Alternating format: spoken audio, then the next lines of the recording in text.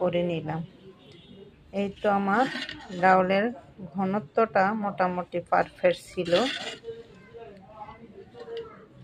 এই তো আসসালামু আলাইকুম। এটা হলো কাতলা মাছের মাথা দিয়ে আমি আজকে রান্না করব মাছ ডাল।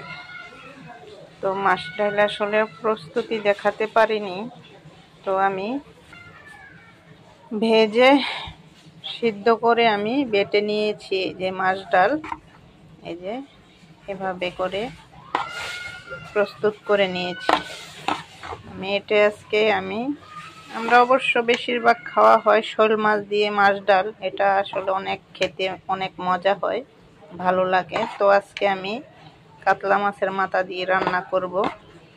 তো সবকিছু আমি প্রস্তুত করে নিয়েছি, এখন রান্নার পালা। এখানে দিয়ে দিলাম পেঁয়াজ তেলের ভিতরে। এখন একে একে সবকিছুই দিব। দিয়ে দিলাম পরিমাণ মতো আদা রসুন, তেজপাতা দিয়ে দিয়েছি। এখন একটু পানি দিয়ে দিই কষানোর জন্য। এখন আমি হলুদ মরিচ সবকিছু দিয়ে দিব। এখানে দিয়ে দিয়েছি হলুদের গুঁড়া, মরিচের গুঁড়া, ধনিয়ার গুঁড়া, জিরার গুঁড়া, একটু গরম মশলার গুঁড়া দিয়ে আমি একেবারেই ভালো করে কষায় নেব। একটা দিয়ে দিয়েছি টমেটো। এখানে আমি যে মাথা দিয়ে দিয়েছি। এখন আমি নেড়ে চেড়ে ঢাকনা দিয়ে ভালো করে কষায় নেব। কষিয়ে নিয়েছি সব কিছু ভেঙে চুড়ে। এখন আমি ডাউল দিয়ে দিব, দিয়ে আপনাদেরকে দেখাচ্ছি। এই তো এখন নেড়ে চেড়ে কিছুক্ষণ কষিয়ে তারপরে আমি পানি দিয়ে দিব। এই অবস্থা।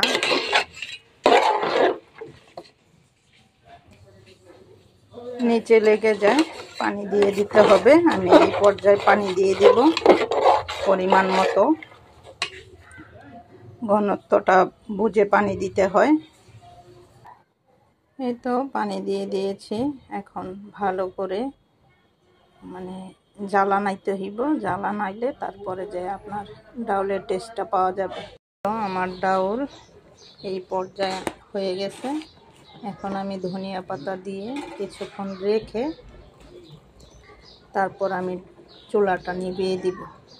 তো আমার রান্নাটা কেমন হয়েছে অবশ্যই কমেন্টের মাধ্যমে জানাবেন। সবাই ভালো থাকবেন এবং সুস্থ থাকবেন।